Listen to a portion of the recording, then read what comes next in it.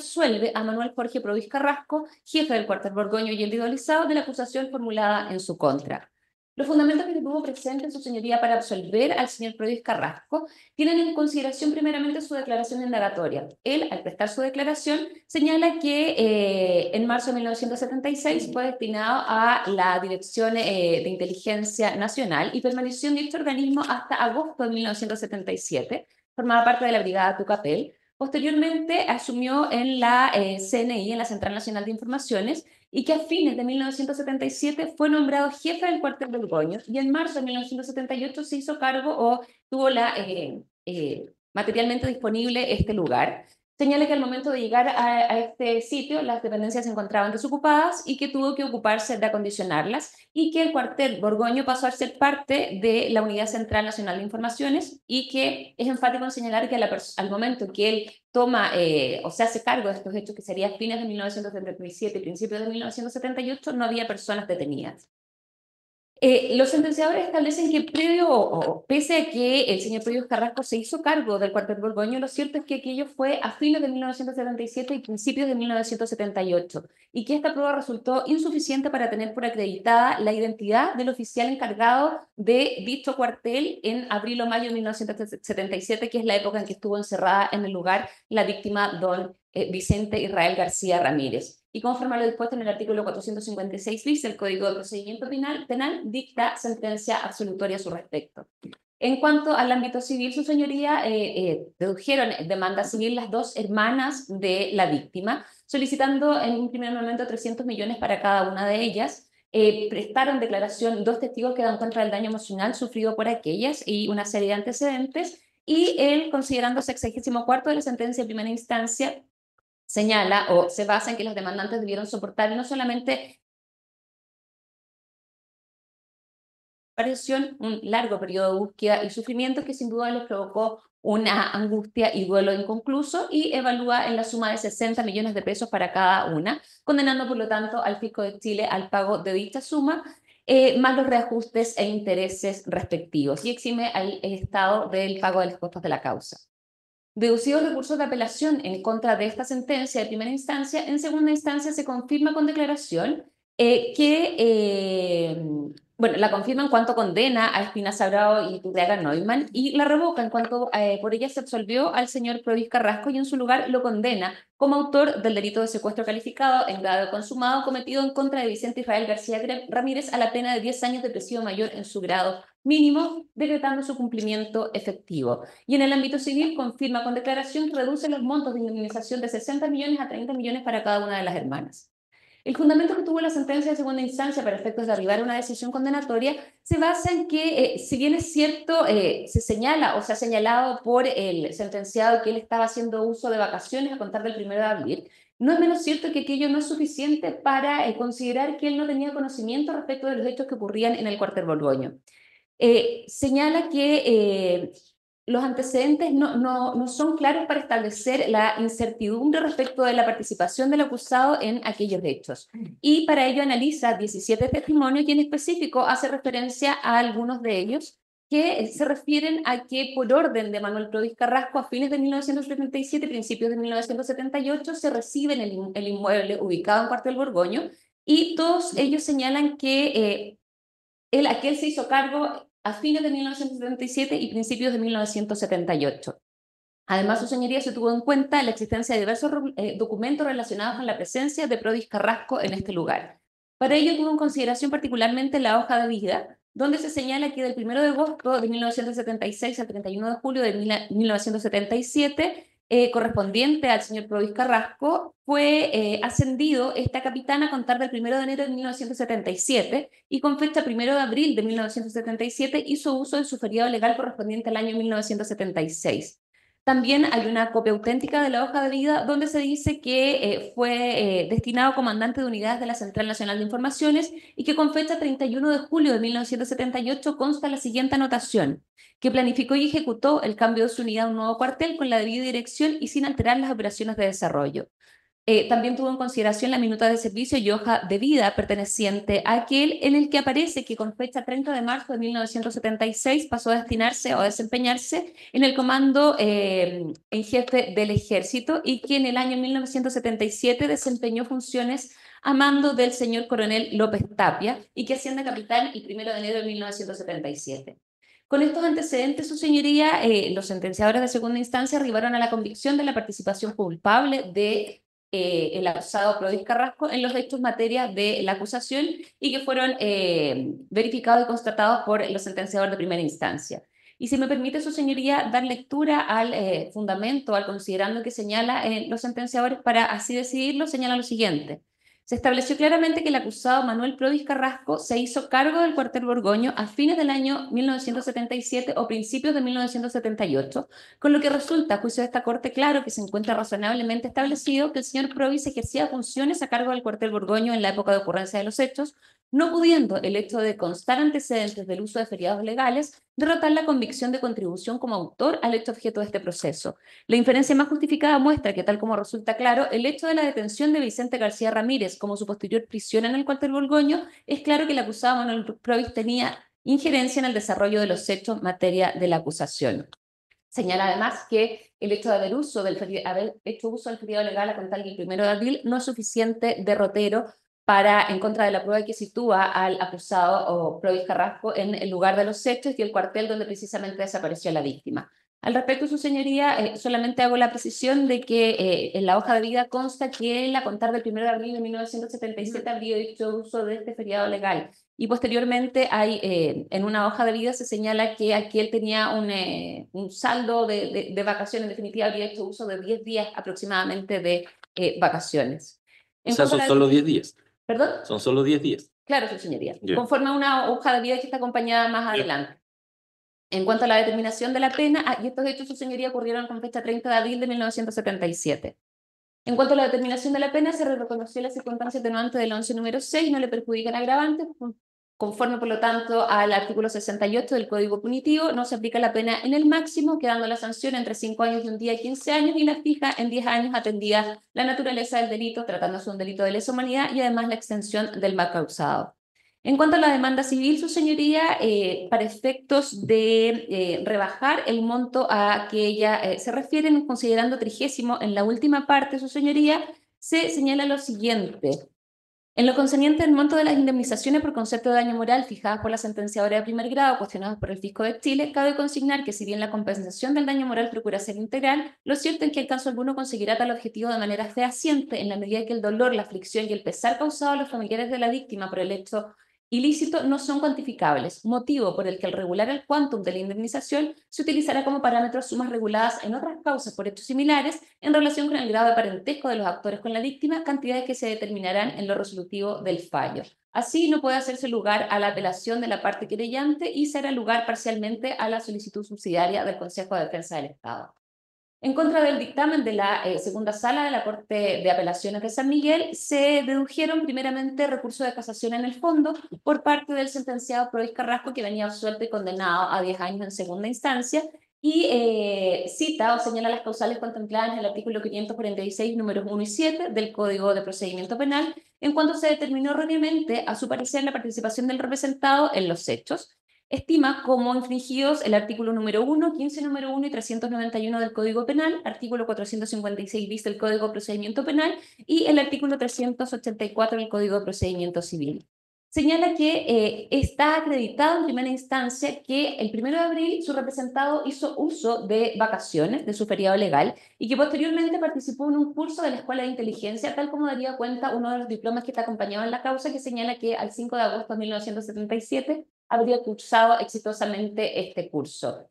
Indica y reafirma acá, su señoría, el hecho de que la sentencia es clara al indicar que está acreditado que se hizo cargo su representado del cuartel Borgoño a fines del 77, principios del 78. Por lo tanto, es la misma sentencia la que interviene una contradicción al considerar que los hechos son del 30 de abril de 1977, por lo que lógicamente su representado no tuvo participación en aquellos hechos. Y se hace cargo de ciertos aspectos o diligencias probatorias realizadas en primera instancia. Primeramente, un decreto exento del Ministerio de Salud donde se señala que con 9 de marzo de 1978 se traspasó este lugar del Ministerio de Salud Pública, el Ministerio del Interior, ya que referencia, su señoría, a dos declaraciones de personas que estuvieron detenidas en el lugar, donde se refieren que ellos no tenían claro que efectivamente o a ciencia cierta el cuartel Borgoño hubiese sido el lugar donde ellos estaban detenidos, sino que lo sacan por ciertas características, pero que ellos están contestes en señalar que no están en un 100% con certeza de que los hechos hayan ocurrido en este lugar. Pide, por lo tanto, su señoría que se invalide el fallo, se dicte la correspondiente sentencia de reemplazo que en definitiva absuelva a su representado de los cargos decretados en su contra. En cuanto a la casación en la forma de los querellantes únicamente en el aspecto civil, se basan en aquella que establece el artículo 541 número 9 en relación al artículo 170 número 4, toda vez que lo que extrañan acá de la sentencia es que no tiene ningún fundamento que se haga cargo específicamente de los motivos por el cual se rebaja el monto de las indemnizaciones de 60 millones a 30 millones de pesos. Reitera y transcribe a lo que se le dio lectura en la relación, que en definitiva toma en cuenta sumas reguladas en situaciones similares y el grado de parentesco. Por lo tanto, viene solicitando que se acoja el recurso de casación en la forma y que en definitiva se fije o se establezca el monto que se había dado en primera instancia, que era la suma de 60 millones de pesos para cada una de las hermanas. Esos son, su señoría, los antecedentes de esta causa. Bien, gracias. Entonces, puede comenzar su alegato por el recurso el abogado señor Claudio Peñinillo. Tengan ustedes todos muy buenos días. Alega en estrado el abogado Claudio Peñilillo Farías por el condenado don Manuel Jorge Provis Carrasco, solicitando de este excelentísimo tribunal que se sirva a acoger el recurso de casación en el fondo que se ha planteado y que se dicte una sentencia de reemplazo que conforme a derecho absuelva a mi representado por carecer de total falta de participación. Esto basado en los fundamentos de hecho y derecho que paso a exponer. Excelentísimo.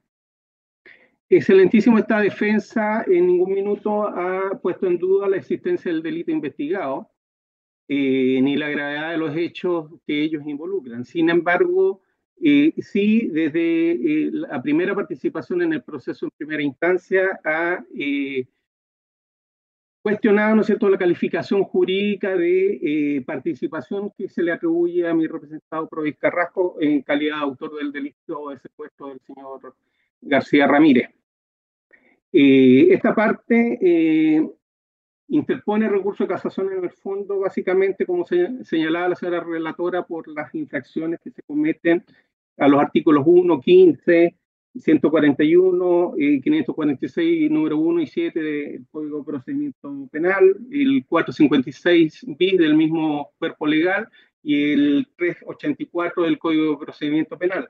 Básicamente porque estimamos que está hecha una errónea interpretación del derecho, en atención a que el tribunal de segunda instancia procede a revocar la sentencia del tribunal acuo y le da participación de autor en la calidad de secuestro a mi representado. Secuestro que se produce, su señoría excelentísima, y hay que tener claridad respecto a ello, el 30 de abril del año 1977.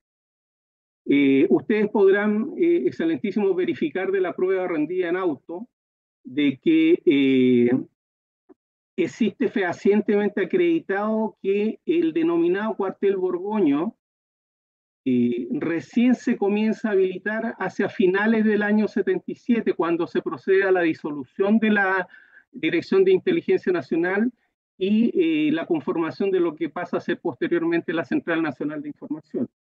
Esto ocurre hacia finales del año 77, cuando se le comisiona a mi representado Manuel Provis Carrasco al cierre del denominado cuartel Terranova, que era el conocido cuartel Villa Grimaldi. Con el cierre de este cuartel comienza a operar el cuartel Borgoño, pero esto es hacia finales del año 1977. Para contextualizar esto, es importante visualizar la prueba que existe en el proceso y que el Tribunal de Segunda Instancia no consideró como, por ejemplo, partes oficiales de la Policía de Investigaciones de Chile, parte 151, que que rola fojas 2620, que acompaña el decreto por el cual el Ministerio de Salud cede y transfiere, ¿no es cierto?, a la Central Nacional de Información el cuartel Borgoño, que es de fecha muy posterior a la fecha de la comisión del ilícito que se investiga y se procesa en esta causa. Existen informes y decretos del Ministerio de Salud que no han sido considerados y también múltiple prueba de testigos, excelentísimo, que son contestes entre sí en señalar que el cuartel Borgoño comienza su habilitación hacia finales del año 77. Existen los informes RETIC del año 91, los informes Valech del año 2004, ni siquiera mencionan para el año 77 la existencia del cuartel Borgoño. Sin embargo, sí se señala la existencia de todos los otros cuarteles que a esa fecha existían, especialmente el cuartel Terranova, que se le conoce como Villa Grimaldi. Señalaba, excelentísimo, la existencia de múltiples declaraciones. De ellas hay innumerables de funcionarios de la Central Nacional de Información de la época que señalan haber participado en la habilitación del cuartel Borgoño hacia final del año 77. Como pudiéramos pensar que siendo funcionarios de la Central Nacional de Información carecen de objetividad, los dejamos a un lado, magistrados, y vamos a considerar la declaración de don Enrique Baldomero Cheró Reichard, quien en su calidad de funcionario del Ministerio de Salud declara a Fojas 1973 de auto que le correspondió por órdenes superiores realizar el traspaso de este denominado cuartel Borgoño, ¿no es cierto?, a la Central Nacional de Informaciones, y, comillas, me permito, excelentísimo, señalar, cortito, la entrega del recinto del cuartel Borgoño fue al poco tiempo después de que ingresé al servicio de salud.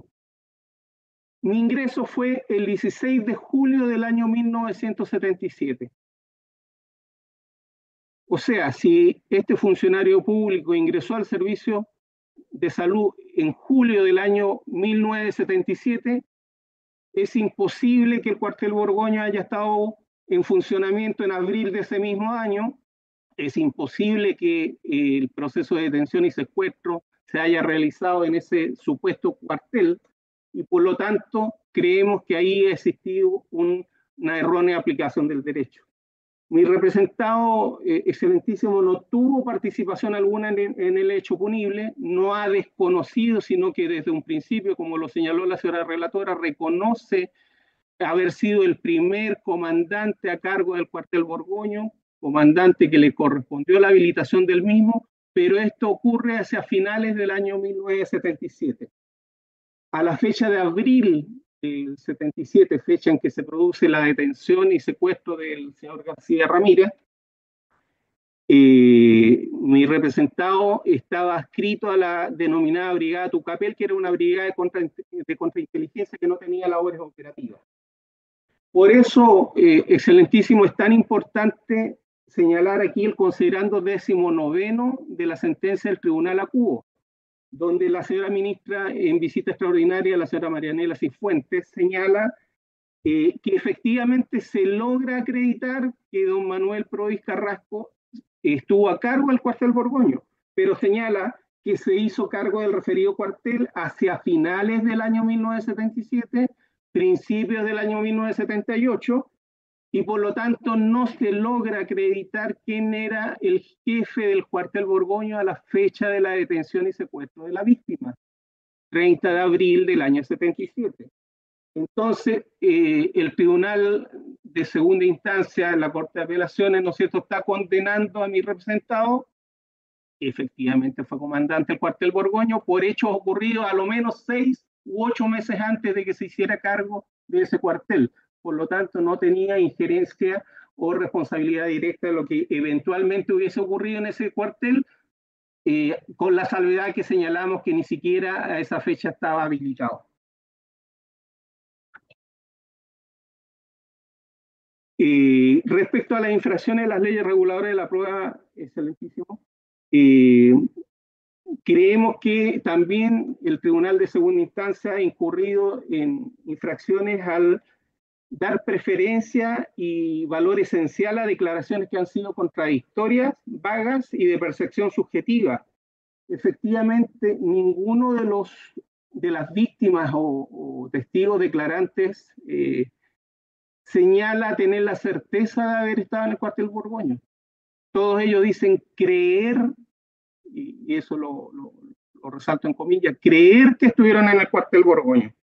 Sin embargo, esta parte, en una teoría del caso que le presentamos a la ministra en visita extraordinaria, pero que no se siguió adelante, creemos que el lugar de detención, porque varios de los testigos dicen que fueron detenidos al momento inicial por funcionarios de investigaciones, no personal de DINA o de la CNI, sino que personal de investigaciones, podría haber sido el lugar de detención el antiguo cuartel central de la Policía de Investigación ubicado en General Maquena, cuartel que reunía, y por experiencia personal propia, reunía más o menos las características similares a las que señalaban los testigos, de escuchar el tren, tener subterráneos, y ese tipo de circunstancias que podría haber acreditado que ese era el lugar de detención y no el supuesto cuartel Borgoño.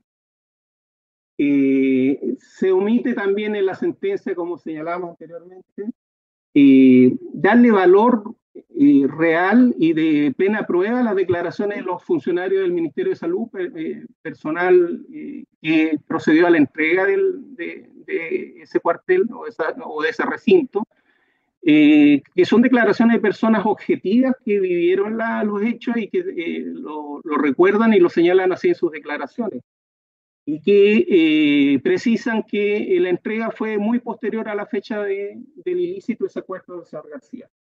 Es por eso que la sentencia de segunda instancia, magistrado, contraviene principios de inmediación y valoración racional de la prueba, al darle valor a esas declaraciones que son vagas y no darle valor de plena prueba a las declaraciones de los testigos que efectivamente señalan que el cuartel Borgoño no existía en la época de los hechos.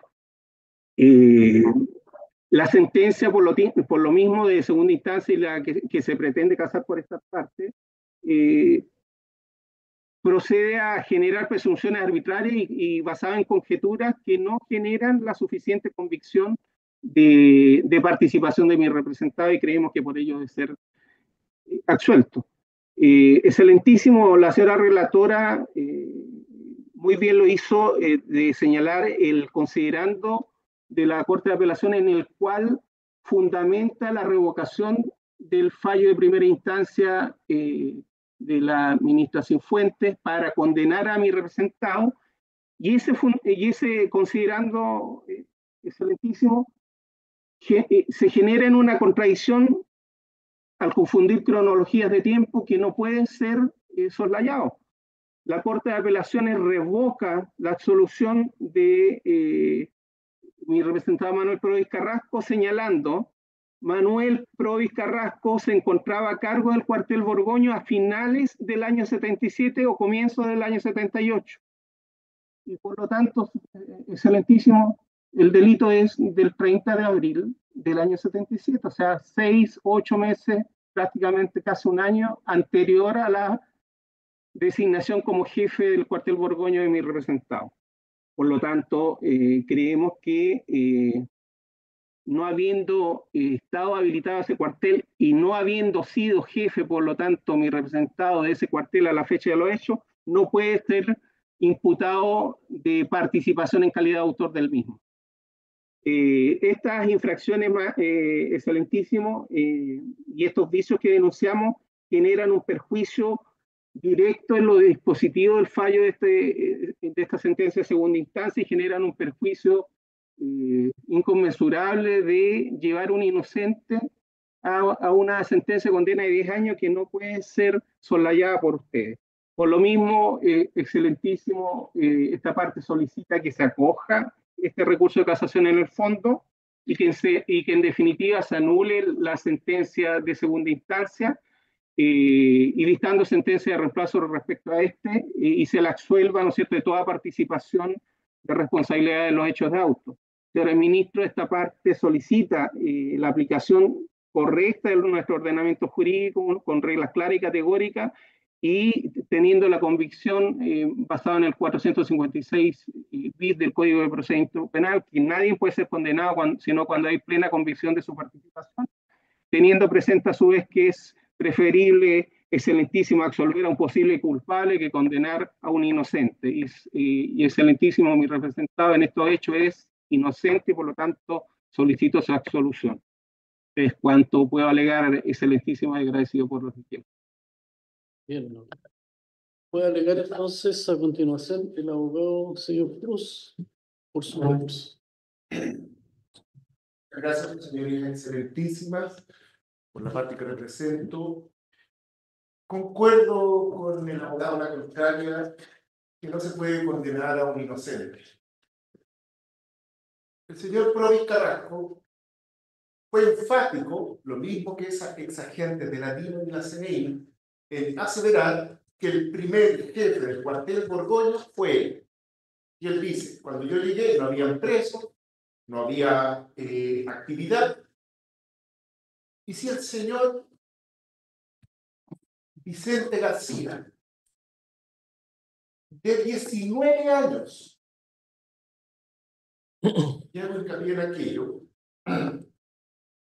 fue detenido, secuestrado en Italia, ¿y cuándo abandonó el cuartel? Solo cito dos casos. Víctor Díaz, dirigente del Partido Comunista, estuvo varios meses con vida en manos de los agentes de la DINA en el cuartel Simón Bolívar. En el año 87, en el mismo cuartel Borgoño, los 5 frentistas secuestrados para el canje a propósito del secuestro del coronel Carrero, estuvieron entre septiembre y diciembre.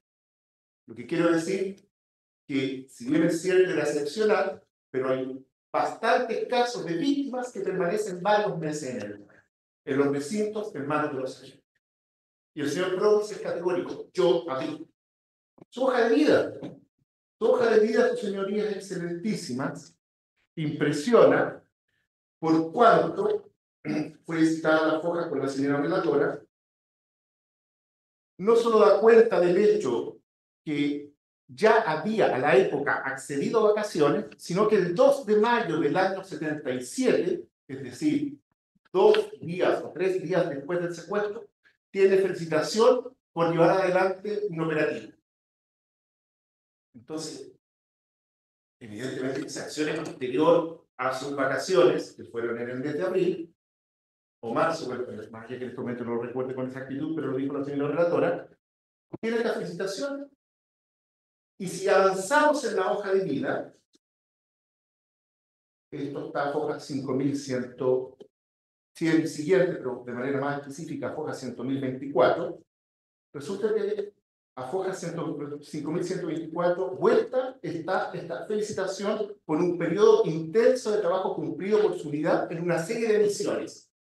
Porque aquí recordar que fue detenido el señor Vicente junto con su cónyuge, su cuñada, su suegra, fue allanada a la casa de su familia, donde estaba Marlene, aquí está Mireya, una de sus hermanas, que en ese momento estaba exiliada en México. Mireya, detenida a los 17 años, cumplió los 18 años en un campo de prisioneros de la Armada en Talcahuano, junto a su padre, estaban todos detenidos en el mismo centro, porque los agentes querían detener a Vicente, un niño de 16 años en la época, dirigente de la Juventud Socialista, siendo buscado en el 73, y donde no era habido, secuestran a su familia.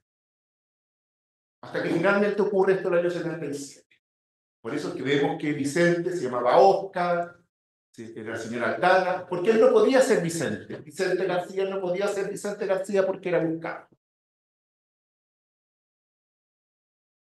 Entonces, en la misma hoja de vida, tiene una felicitación que impresiona, 20 de julio del 77, por ocupar los fondos disponibles para arreglar e implementar el recinto. No dice qué recinto, pero lo que él dice, yo el 77 me encargo de vaciar Borgoño o Terranova, y dice asumir, según sus declaraciones, ya el 77, ya el 78 la jefatura de Borgoño. Entonces la pregunta es, ¿por qué en junio del 77 recibe fondos y se le felicita por ocupar esos fondos para implementar el recinto del cual está a cargo?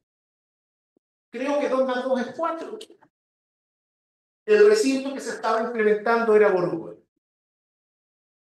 Tomo la posta del testigo señor Cheró. Solamente se ha mencionado un testigo. Dijo, mire, voy a mencionar testigos imparciales y para la defensa del imputado el testigo imparcial es el señor Cheró. El mismo señor Cheró dice, yo ingreso al servicio en el año 77.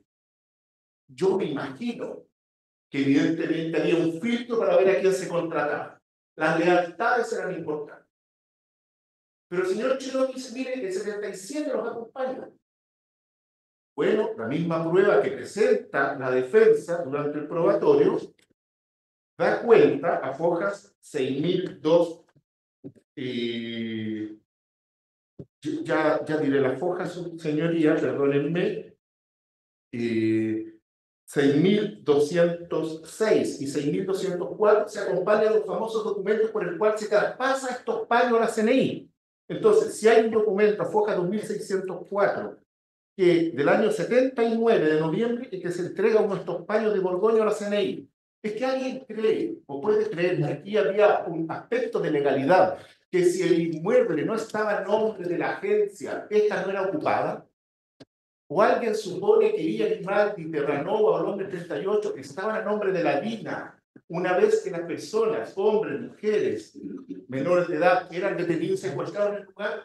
La legalidad no era un obstáculo para este accionar. Pero hay más, porque del expediente, y eso lo podrá confirmar la señora relatora, los agentes incautan el vehículo que usaba el señor Vicente García, que era un Mini. Hasta la placa patente, AS599. Pues resulta que los abogados de la época presentan un escrito al tribunal, en el Tribunal de la Granja, antigua jurisdicción de Pedro Aguirre Cerda, en que le informan, eso está en el expediente, a foja 193, que el vehículo de Vicente García está fuera del cuartel Borgoño. ¿Qué prueba más palpable que el vehículo de la víctima está fuera del cuartel Borgoño que dirigía y encabezaba el señor Flores? La respuesta del tribunal a foja 193 fue esta. Decidió no dar lugar porque no quedaba dentro de la jurisdicción de la Granja este recinto de Borgoño. Por supuesto que eran tiempos convulsos y difíciles. No lo estoy poniendo en duda. Pero ahí estaba el señor Provis. Si él es el que está siendo juzgado, no los demás. El señor Provis era el jefe. Y el señor Provis corta la carpeta de investigación, perdón, el expediente. Le fue así que era el señor Provis. El señor Provis, la foja 6570, corta su extracto de filiación. Y aquí voy al punto. Vicente García, de 19 años, y lo dicen los testigos, era dentro del Partido Socialista el segundo en la unidad que se denominaba algo así como contactos internacionales, el área internacional. En términos simples, la militancia, la dirigencia del Partido Comunista, perdón, socialista, cuando el resto de los partidos estaba en la clandestinidad, que esta debía ser financiada. Y por lo tanto, llegaban dinero extranjero, usualmente dólares, y el responsable de repartir los dineros en este auto, era este joven, niño, Vicente García. Si me preguntan, una irresponsabilidad de los dirigentes de la época de dejar a manos de un niño, pero esta es la realidad. Esta es la realidad. Pero sí, dólares, dinero, que hoy día un joven tenga un auto quizás no llame la atención. De donde yo vengo en los 80 ya tener un auto que algún vecino no tuviese, por supuesto que llamaba la atención. Me imagino que más en los 70 en la granja. Se lo quedaron los agentes. Se lo quedaron. Eso es lo que hicieron. Entonces, claramente para el señor Provis o para la DINA, el señor Vicente García era un enemigo. Si además tenía recursos, esto digo por extracto de filiación, foja 6570, condenado el año 2012 a firme, ¿cierto?, a 4 años por homicidio calificado. ¿Saben quién mató? A Gerardo Huber. Gerardo Huber, ex agente de la DINA, ex oficial de ejército, camarada, probablemente amigo del señor Provis, lo asesinó a propósito del caso tráfico de armas a Croacia. Si fue capaz de hacer eso con un camarada, con un compañero, con alguien que le debía lealtad, habiendo responsabilidad penal y dinero de por medio, ¿qué creen ustedes que hizo con Vicente García? ¿Cuál fue el destino de Vicente? Este es el señor Torres. Esta fue la impunidad que, obviamente, de manera austera se hicieron para después llegar en los 90 a cometer estos crímenes, matar a los propios suyos para esconder tráfico de armas a Croacia. A Fojas 145 y 154 hay sendos informes de las autoridades dando cuenta respecto a este famoso automóvil AS, placa patente AS599. Resulta que uno de los informes dice que es un Fiat 600 del año 63 y el otro informe dice que es un Station, un Austin del año 66. ¿Cómo es posible que se informe a un tribunal a la época que un mismo vehículo patente corresponde a dos móviles distintos? Muy simple, porque aquí estaba la mano latina. Solo ellos eran capaces en esa época de hacer esto y el tribunal, en la época obviamente razonablemente, solo tuviese por acompañado estos documentos que daban cuenta de esta gravedad.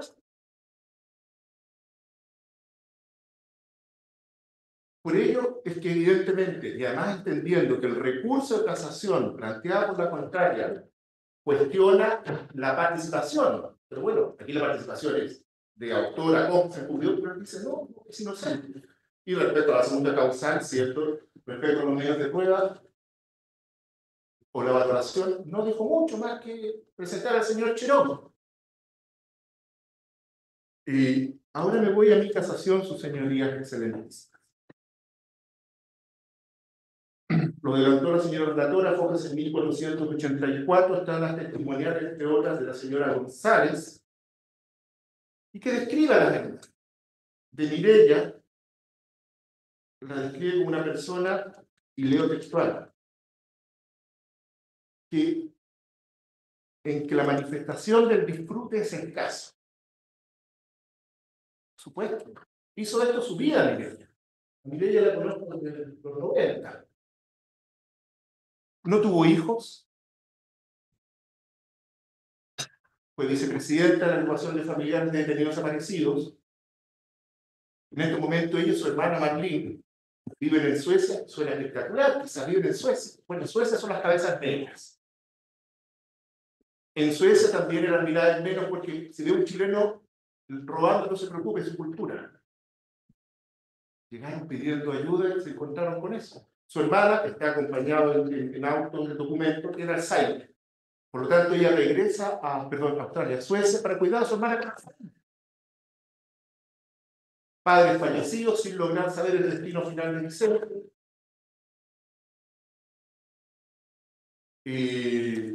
La misma señora González, hijo de un detenido desaparecido, menor que Mireya, dice, bueno, que en las manifestaciones, ella se preocupaba, no las detengan, cuídense. Y situaciones que su señoría lo estima, excelentísima, léala porque al ser transmitido prefiero no avanzar en detalles. Y apelo a vuestra memoria si es que lo recuerdan, porque yo lo recuerdo además porque después de que pude ir a la comisaría, hay señoras de la agrupación, y con cariño le decimos las viejas, para las que decíamos las viejas, se enojaban. Y no tenía que ver con la edad, sino que con el cariño que les tenía. Pues bueno, quieren avanzar hacia la moneda, no son más de 20, Carabineros se los prohíbe, estamos hablando de los 2000, sin violencia, estaba la prensa, e incluso un oficial a cargo de su señora Mireya, por favor, pasa, porque ellas dijeron, o llegamos o nos detienen, las detenemos. Y hasta ahí todo se veía normal. Cuando lo veo para la comisaría tenía el brazo pesado, ¿saben por qué? Porque cuando el bus parte, intencionalmente el chofer frena y Mireya cae y se fractura un brazo contra uno de los fierros del bus que va al lado del conductor. Entonces, lo que quiero decir es que para afuera, efectivamente, está viva, está quieta, con la foto de su hermano, pero para adentro, eso no ha ocurrido. Y por lo tanto, el fallo de segunda instancia, ¿cuál dice? Dice que hay un baremo. ¿Cuál es el baremo? ¿Cuáles son los casos con los que comparan? Nosotros, evidentemente, apelamos por el monto que dice la señora relatora, perdón, demandamos. En la apelación lo rebajamos a la mitad. ¿Y saben por qué? Porque entendemos que hay un principio de justicia que vale todo lo mismo. Y es porque en el fallo Caravana Copiapó, entre otros, ya daré el rol 62.036-2016, dictado por esta excelentísima Corte, el monto que se dio a cada uno de los familiares, hermanos, hijos, cónyuges sobrevivientes, fue la mitad de lo que demandamos. Entonces, nosotros demandamos X, apelamos por la mitad, entendiendo que este era un parámetro. Pero aquí nos dicen que no todas las víctimas valen lo mismo. Y no estamos hablando, y hay derechos de los hermanos a no hacer de la búsqueda de justicia y de la vida de su ser desaparecido su vida. Pero eso es lo que hizo Mireya. Eso es lo que hizo Mireya. Y llevar esto a un baremo que no nos explican cuál, obviamente que nos parece, toda Mireya, yo en este momento soy su voz, complejo de asumir. Porque una vez más, esperando al menos un trato igualitario, o sea que no existió. Y perdónenme, Vicente, el último, y lo dijo Mireya, hace muy poco, en la conmemoración del acto. Y con esto yo estoy mirando a sus señorías. Dijo dos cosas. Primero, hay una placa fuera del cuartel del cuello que lo recuerda, pero el nombre de Vicente mira hacia los pastos en la altura, por lo tanto nadie lo ve. ¿Quién, de qué municipalidad, sobre todo qué alcalde de tendencia, pensó que cumplir por colocar una placa donde no aparece el nombre, se hace gracia y desaparecer por segunda vez? Y siendo él el último militar del Partido Socialista que desaparecido, me pregunto legítimamente, ¿dónde está su ex camarada presentando aquí la demanda? Porque el detenido desaparecido se lo obliga a cerebro. ¿Saben qué se lo obliga a cerebro, su señoría excelentísima? Porque aguantar lo que tienen que aguantar, corriente y demás, y no hablar, yo creo que hablar es humano. Probablemente yo con solo ver y saber con todo, si estoy en una posición como esa, voy a hablar todo, hasta lo que no sé. Pero a ellos se le colocó una posición de para no hablar. Y sobrevivió su cónyuge, su cuñada, los dirigentes para arriba, para el lado. Entonces, ¿a dónde voy? Que hay una profunda decepción que me imagino para Mireya, lo hemos pensado muchas veces, levantarse es difícil. Pero estamos aquí, contentos de que esta sea la última etapa. Agradeciendo también que ya en su oportunidad tribunales hayan dado una fluidez a estas causas porque es necesario. Todos dicen que las guerras son para ganar. No, las guerras son para terminar. No es guerra, es un expediente, por supuesto. Y evidentemente que no quiero dejar pasar el último llamado, al menos en esta causa, obviamente, a que los agentes digan dónde están. Mireya me ha dicho que si los agentes dicen dónde está su hermano, qué pasó con él, ella valorará en todas las instancias y lugares y reconocerá ese gesto. ¿Dónde están? ¿Dónde están? ¿Dónde están?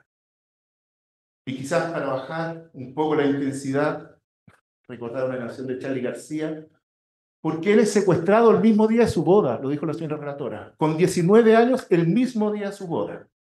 Charly García era una canción. La novia se quedó sin boda ni arroz, y al novio lo agarraron entre muchos más que dos. Él se desmayó delante de mí. Fueron las pastillas, fueron los hombres de gris. Y estos 3 hombres de gris, integrantes del ejército, son los responsables. Por lo tanto, señoría, evidentemente que solicito se rechace la casación de la parte contraria y en lo que nosotros venimos recurriendo se anule y dicte nueva sentencia en los términos, obviamente, explicitados en el mismo recurso. Gracias. Muy bien. Puede alegar a continuación, entonces, la abogada Lilian Díaz por el programa de derecho. Gracias, su señoría, con su venia, mi calidad de abogada de programa. Solicito el rechazo del recurso de casación interpuesto por el señor Provis en base a las siguientes consideraciones que expondré ahora. Primeramente, una situación formal que dice relación con la incompatibilidad entre las dos causales, esto es la causal número 1 y la causal número 7 del artículo 546 del Código de Procedimiento Penal. Esto primeramente porque la causal de número 1 de cierta forma se está reconociendo los hechos y la participación, y lo que se discute entonces es qué tipo de participación, en este caso de cómplice autor, o bien las variables que pueden existir. Y lo que él está pidiendo en realidad es la absolución absolución que no se condice entonces con la causal número 1.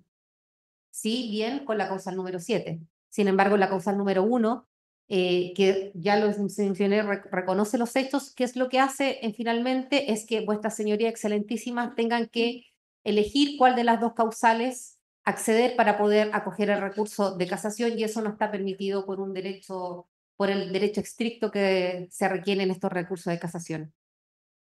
Puesto que lo que hace es subordinar la efectividad de una causal, y si es que no concurre esta causal o existe inexistencia, se podría dar la otra, y esta proposición simultánea está completamente prohibida.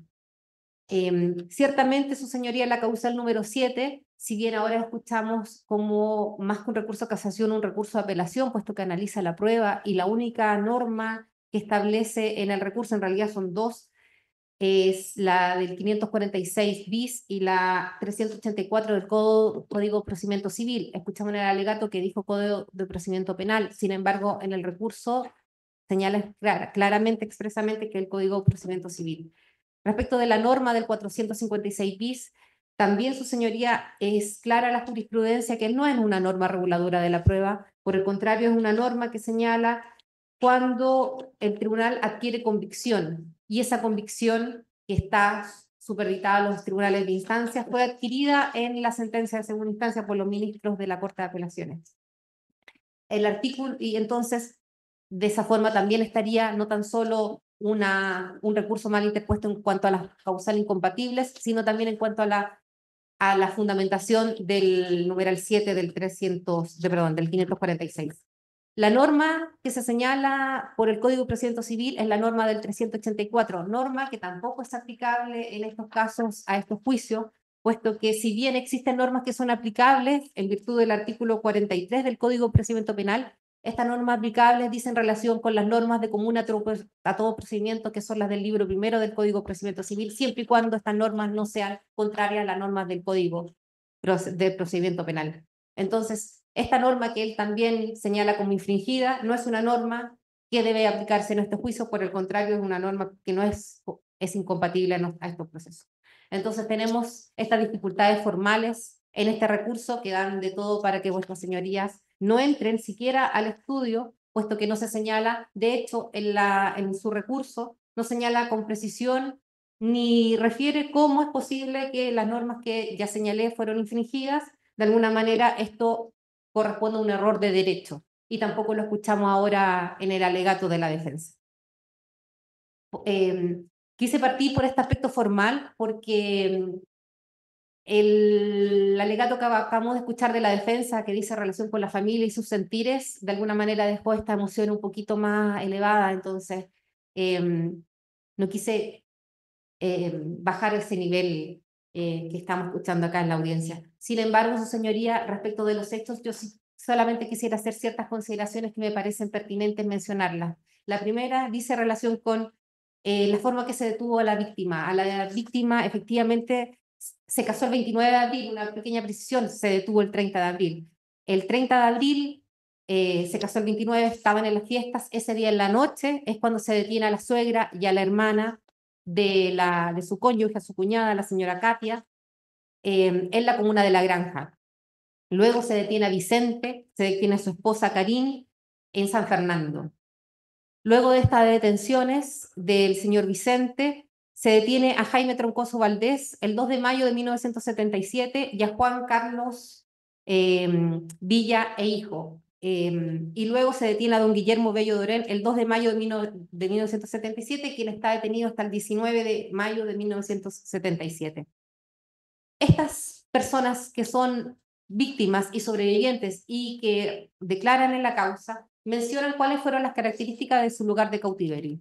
Y las características que ellos señalan es que al llegar se abrió un portón metálico, que cuando llegaron al lugar se les bajaba por unas escaleras, llegaron a un subterráneo donde habían piezas, y estas piezas tenían pocas ventanas, pero estas ventanas estaban a la altura del piso. Señalan también don Jaime Troncoso que, bueno, don Jaime Troncoso era una especie de jefe de Vicente, y es precisamente el enlace, como ya lo escuchamos del alegato anterior, entre el Comité Central del Partido Socialista con el exterior. Jaime Troncoso en su declaración, él dice que pudo ver que había una silla odontológica en mal estado en su lugar de cautivero. El señor Juan refiere que también existía este tema del portón, pero él dice que cuando llegó al lugar había un olor a clínica. También Jaime señalaba que de día se escuchaba que había niños, que esto entonces era como la cercanía de un jardín infantil. Y Karin, su esposa, señaló que en un momento cuando pudo ver el lugar donde estaba, las paredes estaban ensangrentadas. Entonces, su señoría, todas las características que dan las víctimas que fueron detenidas a consecuencia de la detención de don Vicente dan cuenta precisamente que estuvieron en el cuartel Borgoño, las características físicas del lugar. Lo que aquí se discute, de acuerdo a la defensa de Sprovi, es que no existía ese lugar. Sin embargo, su señoría, de acuerdo a las mismas declaraciones y lo que se puede saber con el tiempo, es que todas estas características sí corresponden al cuartel Borgoño. La defensa de Provis se ampara en la sentencia de primera instancia que dice relación con el tema de las vacaciones, pero ya escuchamos de la señora relatora y aquí me permito especificar un poquito más. Efectivamente, en el periodo donde ocurrieron los hechos, se indica que el 1 de abril él hubiera estado gozando de sus vacaciones. Sin embargo, en el periodo posterior, esto es desde agosto de 1978 al que sigue, existe una nota particular claro, es desde agosto de 1977 al 31 de julio de 1978. Existe una nota realizada en marzo de 1978 que dice que hace uso de 5 días del feriado correspondiente al periodo 76-77, a contar del 27 de febrero. ¿Qué nos dice eso, su señoría? Que entonces no ocupó el periodo completo, sino que solamente de los 15 días que tenía como feriado legal ocupó 10. Y esto es a contar del 1 de abril, entonces tampoco se condicen estas situaciones de vacaciones de su feriado legal, que fue la excusa que ocupó y que siguen mencionando en la defensa, y en realidad quizás no pudieron, porque yo he visto que mucha gente al analizar la hoja de vida solamente analizan el periodo que corresponde a los hechos. Sin embargo, este antecedente, que es un periodo posterior, da cuenta efectivamente de lo que ocurrió hacia atrás, y entonces podríamos entender que quizás por eso pudo existir este error. Acá, importante respecto de su hoja de vida, que también quisiera relevar, son felicitaciones que dan cuenta como, y aquí es bastante gracioso porque él dice que no cumplía operaciones, cargos operativos, de acuerdo a lo que escuchamos en la defensa. Sin embargo, en el año 1978, él tiene una felicitación especial, y acá, su señoría, permiso para poder leer. En realidad la importancia de esto es que dice, es felicitado por haber sido elegido por la dirección de la CNI como el mejor capitán de la organización para el año 1978, por cuanto su labor al mando de una unidad operativa de inteligencia fue fructífera gracias a la iniciativa, capacidad desplegada en forma constante y tenaz. Dio excelentes resultados en la ejecución de los planes de inteligencia por él elaborados, gracias al cual fue posible detectar importantísimas células extremistas del área metropolitana. Esta nota es del año 78, tiene la felicitación como el mejor capitán de la organización de la CNI. Entonces, nadie aprende en un año las operaciones en terreno que él dice no haber realizado si es que no tenía antes la experiencia. Y la experiencia anterior, su señoría, en el 2 de mayo de 1977, que fue poquito tiempo, incluso cuando se ocurrían las otras detenciones, él tiene una felicitación especial debido, y aquí también su señoría, permiso para leer, gracias, dice, felicitación, 2 de mayo de 1977, debido a un periodo de intenso trabajo cumplido por su unidad, en una serie de misiones que exigían la presencia de ánimo, moral, obediencia, disciplina, demostró con su ejemplo ser un elemento valioso para la institución. El 30 de junio de 1937 también tiene una felicitación por su excelente carácter que le permite trabajar en perfecta armonía con sus compañeros, manteniendo siempre la tranquilidad y comprensión necesaria. Entonces, su señoría tiene anotaciones en la misma fecha y anotaciones posteriores respecto a sus felicitaciones precisamente de su de sus operaciones de inteligencia. Entonces, no podemos ahora decir, de acuerdo a estos antecedentes, que el señor Provins no cumplía labores operativas dentro de la DINA y dentro de la CNE. De hecho, ambas hojas de vida, cuando refieren a ambas hojas de calificación, cuando refieren a los datos importantes y los cargos, solamente se refieren como parte de la DINA. O sea, eso era parte, era un agente operativo de la DINA. Para terminar, entonces, su señoría, nosotros creemos, respecto de las causales que se interpuso, son incompatibles por lo que ya mencioné, por lo que corresponde precisamente su rechazo respecto de esto, y la participación del señor Provins en el ilícito que conlleva la detención y desaparición hasta el día de hoy de Vicente García, se encuentra completamente acreditada. Muchas gracias. Finalmente, voy a hacer uso de su derecho el abogado señor Bello.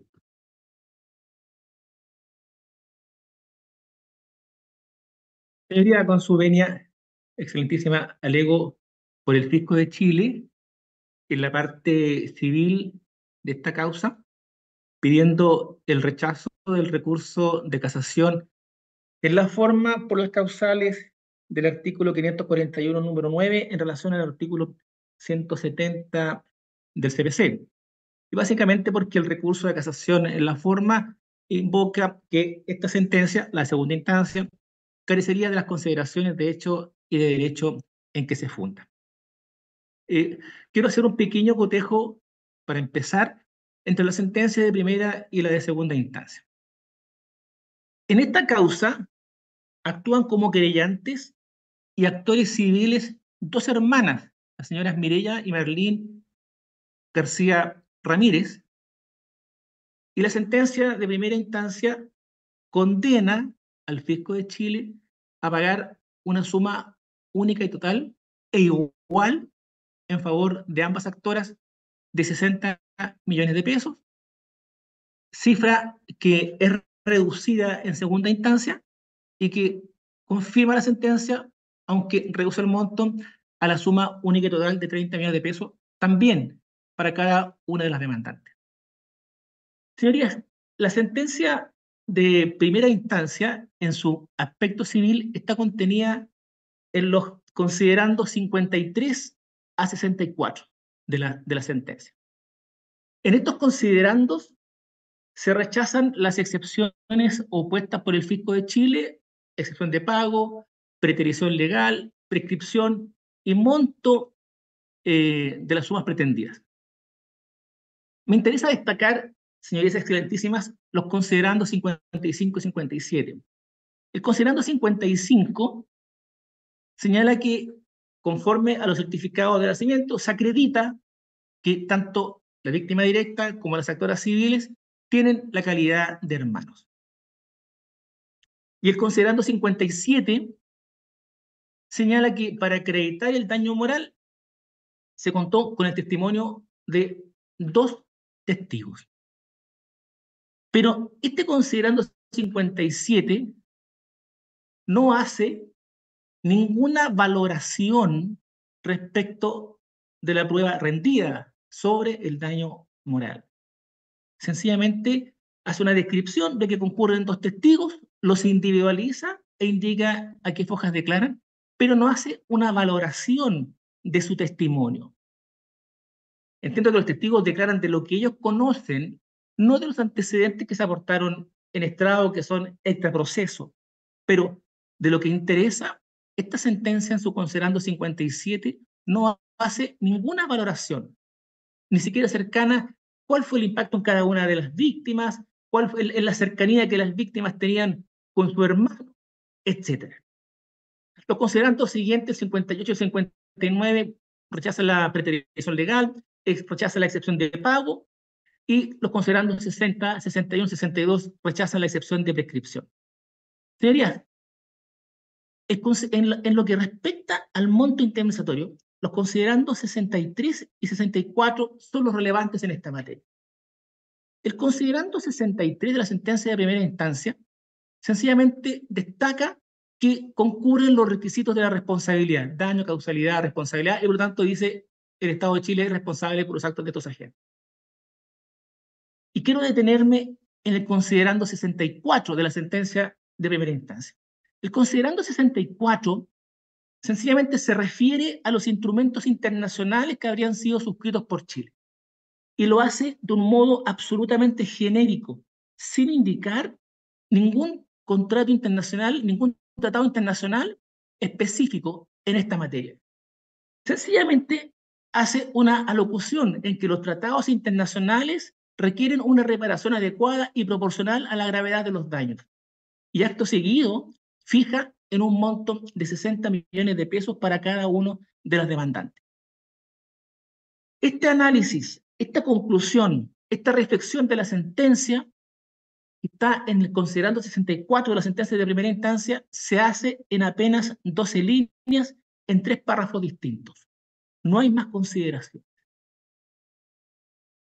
La sentencia de segunda instancia, que es la objetada, la impugnada en este recurso de casación, parte señalando que se reproduce la sentencia en alzada con excepción de la capítulo segundo que se refiere a la materia civil y confirma con declaración la sentencia de primera instancia, aunque rebajando el monto pretendido. ¿Qué nos interesa de la sentencia de segunda instancia? Bueno, señorías, la sentencia de segunda instancia se desplaza a partir de los considerandos 24 y siguientes. El considerando 27 de la sentencia de segunda instancia dice que confirma los fundamentos de la sentencia de primera. Aquí quiero hacer un alcance. Hay un problema de redacción en este considerando 27 que señala de los considerandos de los motivos 53 a 52, es decir, retrocede un considerando lo que evidentemente es un error de transcripción, pero lo que debiera decir es que hace suyo el considerando 53 a 64 de la sentencia para rechazar las excepciones de prescripción, preterición y de pago opuestas por el fin. El considerando 29 dice, reconoce el daño y no lo objeta y dice que no se está impugnando el daño mismo. Pero sí, este considerando 29 lo que señala es que debe existir un mayor control en la extensión de los montos indemnizatorios.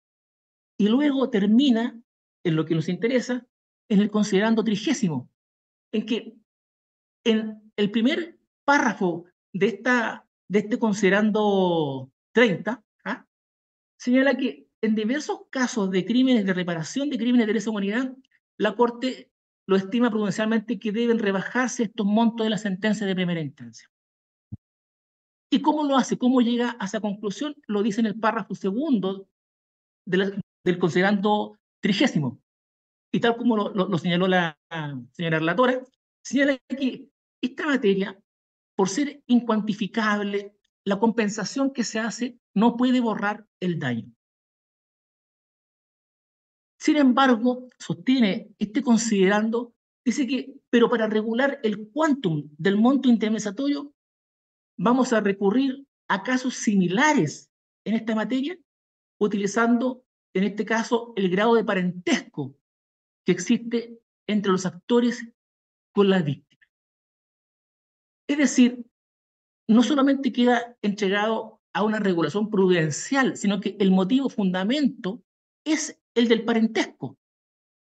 Por lo tanto, esta sentencia de segunda instancia es absolutamente coherente, este considerando 30, con el considerando 55 de la sentencia de primera instancia, en tanto reconoce como medio probatorio el parentesco. ¿Y por qué es importante destacar el grado de parentesco como fundamento de la sentencia de segunda instancia, a contrario de lo que sostiene la parte recurrente?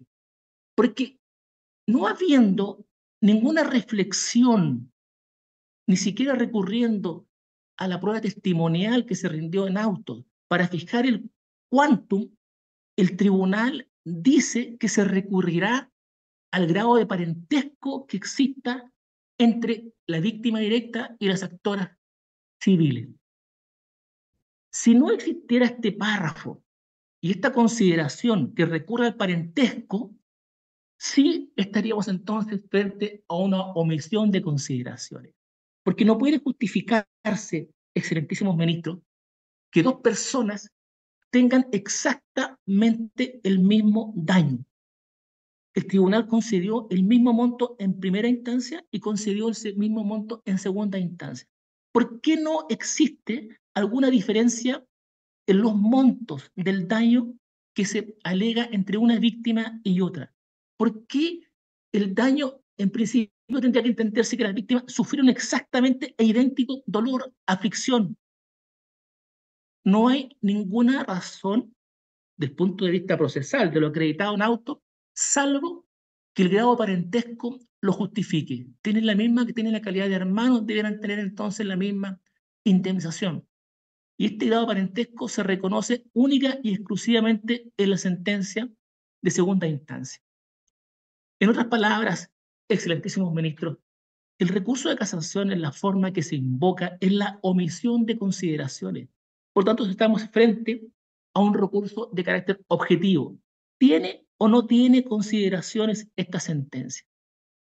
No estamos discutiendo lo equivocado, lo errado o no, o lo impropio de la consideración, sino que estamos discutiendo si existen o no existen consideraciones. Y el tribunal recurre como consideración para rebajar el monto indemnizatorio al del parentesco, que no fue considerado en la sentencia de primera instancia, que solo se refirió de modo genérico a los instrumentos internacionales.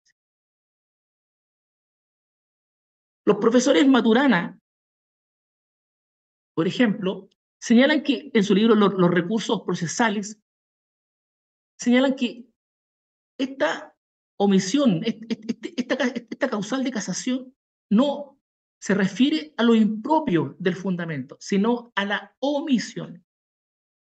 Por lo tanto, es la omisión de consideraciones la que debe ser sancionada, pero no lo errado.